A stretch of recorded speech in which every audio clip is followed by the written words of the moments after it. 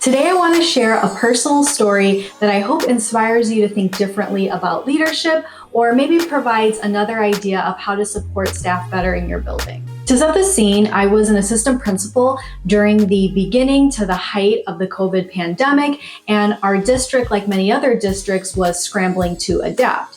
The whole district was moving to a one-to-one Chromebook for both staff and students at the time. As expected, this was a huge challenge for staff because they actually had desktop computers in their classrooms that were based on Microsoft products, and then were being asked to change everything to the Chromebooks, which was Google products. It was very overwhelming because they were suddenly told they had to transfer everything and only had a few weeks to do so. On top of that, pretty much everyone in this building were veteran staff, so they had years of documents that they had to transition over, and this was on top of everything else that was shifting due to COVID. I could just see the stress building up because documents don't cleanly transfer from Microsoft to Google, and a lot of the teachers actually had physical copies of their worksheets or activities that needed to be transitioned into a digital document since the students were also going one-to-one. At this point in the year, there had already been multiple huge changes that the district had made in response to COVID.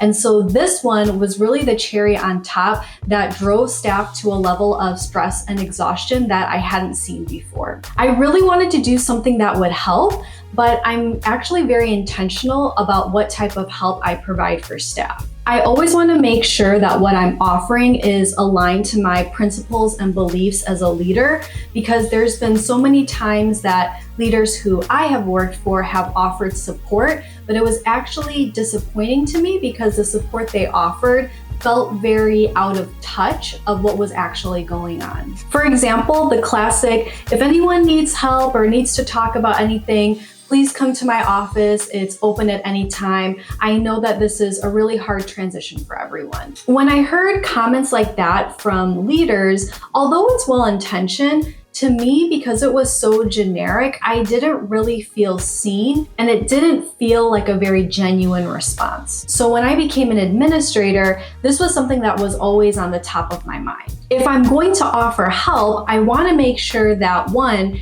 it's actually helpful. Two, it acknowledges what they're going through. Three, the solution is customized to what staff need. And also, it ultimately makes their jobs easier and gives them back time. Because honestly, time is the most valuable resource. So that's when an idea hit me.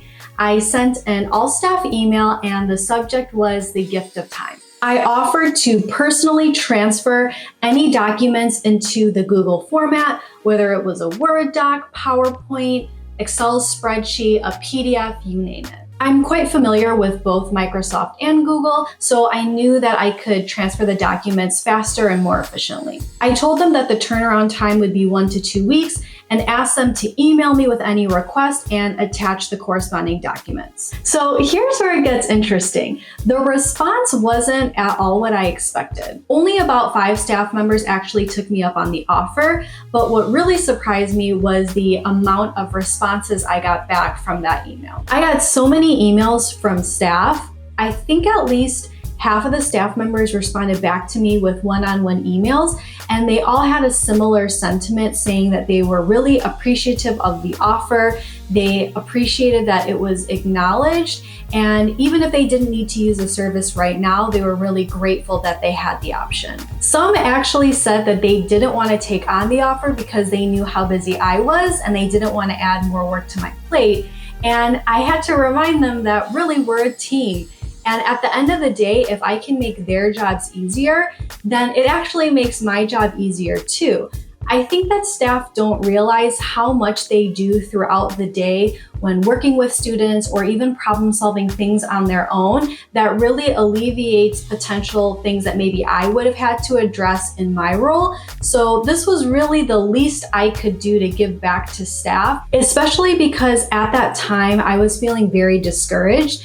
there was a lot of changes that I had been advocating for and trying to protect my staff from at the district level. But because of district politics, a lot of what I was advocating for was being met with a lot of resistance. But that's a whole other video. Looking back, I realized that this email did a lot more than just offer a service. It provided a safety net and a sense of relief, especially for those who are feeling overwhelmed with this added responsibility. They knew that worst case scenario, I would be able to transfer any of the documents for them. So this allowed them to release a lot of their anxiety and tension and approach the challenge with a new perspective. I share this story with you because I truly believe that the gift of time is so important to shifting school cultures to positive ones, and really any workplaces for that matter. It's not always about canceling staff meetings. It's about knowing what your staff needs so well that you're able to come up with a solution that can give back the most time. And this goes for one-on-one interactions all the way to whole staff interactions. I do want to clarify that I'm not saying that all leaders should do the work of staff. What I'm saying is that leadership is really about figuring out